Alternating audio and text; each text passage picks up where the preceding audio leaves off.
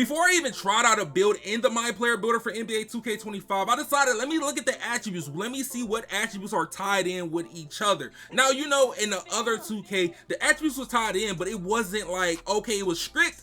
But you know, we had a few attributes that did not matter. You know, you had acceleration, you could finesse the whole year without acceleration. We learned that though, no speed with ball, you can end up finessing with no speed with ball. But as of right now, in a brand new game, we have to end up figuring out, oh, what attributes are tied together. And also, if you want to figure out the bash requirements, I will have a link in the description to one of my tweets to show you the full blown picture, so you can end up go checking out that tweet down below. But this build is going to be a quick little 6-3. It's not going to be the actual build that we're going to be making, but I want to show you the actual tied in attributes of when it's a layup maxed out versus having a max driving dunk, what's going to be connected when it ends up doing these attributes. Now, if I end up maxing out my dunk to like an 89 on this build, you're going to see that my ball handle, my speed with ball, my speed, my agility, and my vertical will go up. But also for the finishing category, your close shot goes up higher than your driving layup. So as me having an 87 driving dunk, you're gonna see I'm on a 67 layup, and that's a 20 difference of attribute points. And then you see I have a 72 close shot. Now, when you see the driving layup and driving dunk, if you're going with higher driving dunk, you're gonna have a 20 attribute gap when it comes to doing that. But if you end up going high layup and no dunk, or high layup or some type of dunk, you can go a 99 layup without the driving dunk being tied into each other. You see the close shot is tied in, but you see I have a 99 layup, but my ball handle is a 89. If you pay attention to these stats, a 99 to an 89 to a 79 speed with ball, they're usually 10 actual attributes away from each other. When anything that's tied in, you're going to see this be between 10 to 15 attributes away from each other based on which way you upgrade it. Now, as of the post control, I have a 79 post control. You see I have a 74 ball handle, and then you see with regular speed and agility, none of that. It's nothing too crazy. But when I upgrade the shooting for this build, we're going to have like a 97 three-pointer. Look, 97 three-pointer, you're going to have an 87 mid-range. Like I told y'all earlier, you're going to have 10 attributes difference when it comes to these actual things being tied together. Now, if it's in the same category, it's usually going to be about 10, but when you seen the driving dunk versus the layup, it was a big gap. It was almost like a 30 attribute gap if you want to just go straight driving dunk and then have only a 60 layup. But if you go max layup, it's going to be way different. Now, with the mid-range, you just seen we just had 97 three-pointer with an 87 mid-range. But if I flip it, I'm going to have a 99 mid-range with a 74 three-pointer. That's a 25 difference in attribute tied in compared to having a three-pointer. Now, you save a lot of attributes when you end up doing that compared to having a 97 three-pointer and 10 attributes automatically get pulled onto your actual build. Now, when it comes to the playmaking, you can see I have a 90 ball control, and my speed with ball will automatically be 80 or 82 based on how much I move my ball control. My speed with ball will always be 10 attributes lower than whatever it is. As well, with my ball control, you'll see my layup is tied into that, like I told y'all earlier. If you max out to a 99 layup, I'll have an 89 ball control. It's just slightly less when it is the other way around. Now, with the pass accuracy, you're gonna see you're gonna have 10 less in every category. You have a 92 pass accuracy, you're gonna have an 82 ball control. Then you're gonna have a 72 speed with ball. When it's important attributes like that, they made sure to tie in all those stats to make sure it's at least 10 to 15 close, or even 7. I've seen a few times I was messing around with a few stats based on different builds and heights, that if you end up doing certain things, it'd be 7 points or even 10 points of a difference. But now when I upgrade the perimeter to a 94, you're gonna see I had a 94 perimeter with a 64 steal, with a 44 block, 44. Everything is literally off by the 10s. Like 10, 20, 30, and 40 might be the highest, to be honest, when it comes to the same category. Because when you go to the steal, having a 97 steal or a 95 steal, there's gonna be a 15-point attribute gap when it comes to having a high steal than perimeter. Out of all the other attributes I showed y'all, there's usually 10, and then it might be a big gap of 20, 30, but as of being in between the 5s, this is the only attribute I've seen that had a big gap of 15 versus 10. But as we end up getting into the build, as everybody knows, that if you make a smaller build, you're going to end up having more attributes. That's what 2K told us. If you end up going, what, 5'10", 5'11", you're going to have a lot of more attributes and be able to make crazy builds like demigods with like 99 three-pointer, 99 steal. By the time y'all seeing this video, y'all might see a lot of builds out there with 99 three-pointer, 99 steals, all that, things like that. But I felt like a sweet spot for an actual small guard is around that 6 foot, 6'1", 6'2", then the highest is that 6'3". Now I know some of y'all might mess around with the 5'11" at the most. I would say 5'11" is maybe the shortest I would go, but I'm messing with the 6 foot, 6'1", 6'2" area. Now, when it comes to the attributes, you see I'm 6'2", 190, 6'5" wingspan. The wingspan can change. I recommend you at least go a 97 3-pointer, because as me end up upgrading this build, I was looking at it, I was like, okay, 89, you get Limitless on silver. 93, you get Limitless on gold. And then I can get Hall of Fame with a 96 3-pointer if I really wanted to. But if you want to end up getting that mini marksman, you need that 97 3-pointer. If you're going to be on a small guard, I recommend you automatically go for mini marksman. It's no point for you to be on a small guard without having mini marksman at least on Hall of Fame or literally on legend. Those are the, like, if you want to use a small guard, you might as well get the most you can get out a small guard build. Now with me having a 95 3-pointer, we ain't even worried about that. You can end up changing the wingspan to like 6'3", 6'4" to have a 97 3. I would say go 97 3.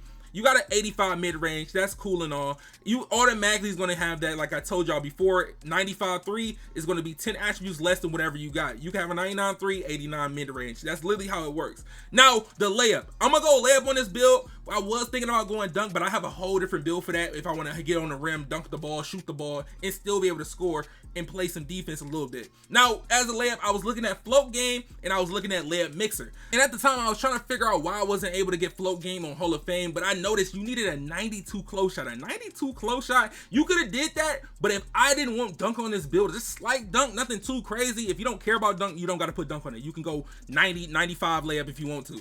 But if you don't care about dunk, go with the 93. Try to get that layup mixer. Try to end up getting that float game. You can get one on Hall of Fame. You can get the other one on gold.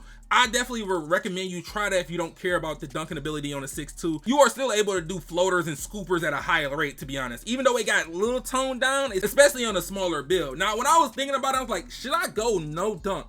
Now, the dunk actual like ratings are somewhat similar to 2K24. The only thing that's really different is the contact dunks, and it's only like one dunk. When it comes to like the elite contact dunk off 2, you're gonna end up seeing that you need a 96 driving dunk for that. So if you need a 96 driving dunk when you want to be on a slasher, just know it's gonna take up a lot of attributes if you make that slasher build. Now, I went with 65 dunk because there's a few dunk packages that you still can get on that rim with, since they're similar to NBA 2K24. But for the ball handle, now a lot of you guys, that gold unpluckable might be the bare minimum we can go this year. Gold unpluckable might be the bare minimum, I'm gonna be honest to you, because Hall of Fame and Legend is supposed to be a big gap. Like, gold badges are now basically the new silver badges at a point. Like, to be honest, if you got gold badges, it's gonna be basically silver badges, especially with having Hall of Fame and Legend badges in NBA 2K25. Now, handles for days, you want to make sure you have that on Hall of Fame. Like, I know Hall of Fame last year was cool, but this year, basically Hall of Fame handles for days is gold. I'm gonna be honest to y'all. The other things like the new badges, like the ankle assassin and all that, that's just us testing that. We gotta end up testing that out and see if it actually works. I end up stopping at 95 ball control as a baseline to be able to unlock all the dribble moves in the game. But when it comes to the speed with ball, lightning launch, hey, we want that at the highest if we can get it. I recommend anything, nothing lower than gold. I'm gonna be honest to you. I've seen a few differences with silver, but I say silver work out for like bigger builds. That's like 6'8", maybe 6'9", things like that. But if you're on a smaller guard, I definitely recommend anything gold, Hall of Fame. Really, you want to get to Hall of Fame. The gold is cool, but Hall of Fame is where you want to go. Or even if you want to get the legend, just know you got to make that build way shorter. You're not going to be able to get Hall of Fame lightning launches and things like that on a 6'1" or a 6 foot. You're going to have to maybe go like 5'11", 5'10" at the most to even try to get that badge. You might be able to possibly get on a 6 foot, but it's going to take, it just takes trial and error if you want to mess with the builder. Now, when it comes to the defense, I put some decent defense on this build. I ain't put nothing OD. I know if you see a 5'9" build, you're going to see those 5'9" builds are going to have a 99 steal. They're going to have a 99 layup, a 99 3, and then maybe like a 97 ball control. And it sounds real good on paper, but when it gets to actual gameplay, how is that going to really correlate? On a 5'9" with no strength, just being able to steal the ball with short arms, just think about that. It's a lot of things that comes in like correlation when it comes to being on that small build. You got to make sure you have good teammates all the time if you're going to use that build. You got to make sure that everybody's on point when it comes to playing defense. Now, it's a lot of things, but with the actual perimeter, I got an 82 perimeter, and I could easily get an 85 still on this build to get interceptor on gold. Now, if you want to rock out this way, that is cool. But I was thinking about, okay, my pass accuracy. I was looking at this build, I'm like, I only have a 70 pass accuracy. A 70 pass accuracy is not gonna cut it. I'm gonna let y'all know this now. Lanes, interceptor, you wanna have a decent pass accuracy on this game. Lanes and interceptor, I'm gonna be honest to you. If you got like all those people who had like 50 pass accuracy, 60 pass accuracy last year, that's not gonna cut it. 70, y'all got away with 70 last year, but I don't think 70 is gonna even cut it. The 75 might be borderline just making it. I'm gonna be honest with you. 75 might be borderline just making it, because how the lanes are in this game, it is insane. Like when I say it's insane, you can have even a silver interceptor I have. My silver interceptor with even having a 6'5 wingspan, 6'4 wingspan versus your 70 pass accuracy, I can get that lane. So just imagine somebody with Hall of Fame, legend, they're gonna get that pass almost every single time. And I can't forget about the physicals. The physicals are very important. I'm gonna tell you this now. Agility is one of those ones you do not want to shortcut. I try to build with a 70 agility on the off ball. I was getting backdoor with no problem. I was getting literally backdoor, wing cut, all. It was hard for my player to turn around.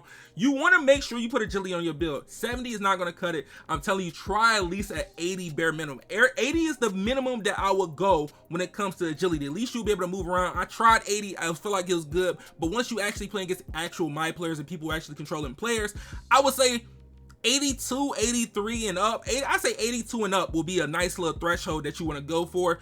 I was trying to mess around with it with this build. You know, this build got strength on it, so I got finishing. You don't have to put strength on this build. I was just messing around to see if I can get the physical finisher badge to try to get it on silver and things like that. Now, if I want to break the build down, what I'm looking for is a 93 layup. You could put no dunk if you want to. A 97 three-pointer.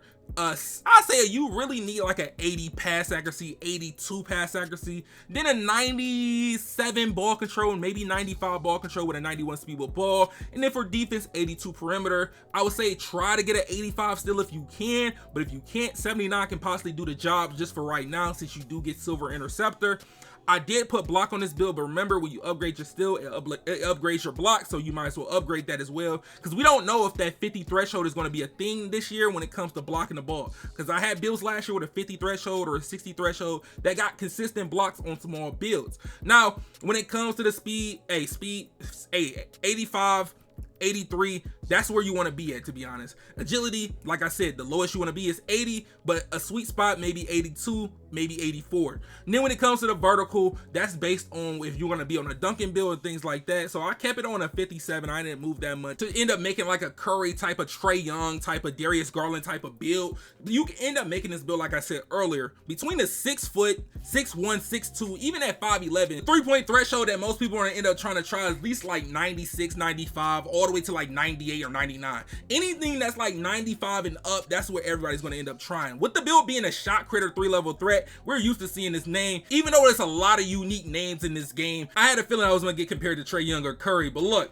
if you're a 3-point hunter, or if you're someone that likes to play the play shot type of actual role in the game, like, hey, you can end up finding an ideal how you want to create your build around this build I created. Like I told you, the 6'1", the 6 foots, the 6'2", even the 5'11s, try to at least get a 97 three-pointer, mini marksman on Hall of Fame. Even if you want to try to go on legend, hey, that's up to you. But if you haven't yet, make sure y'all boys drop a like on the video, make sure y'all subscribe. Hopefully all the information I gave y'all today will help y'all end up making y'all builds way easier. And there's 2 videos on the screen right now. Make sure y'all boys go check them out, man.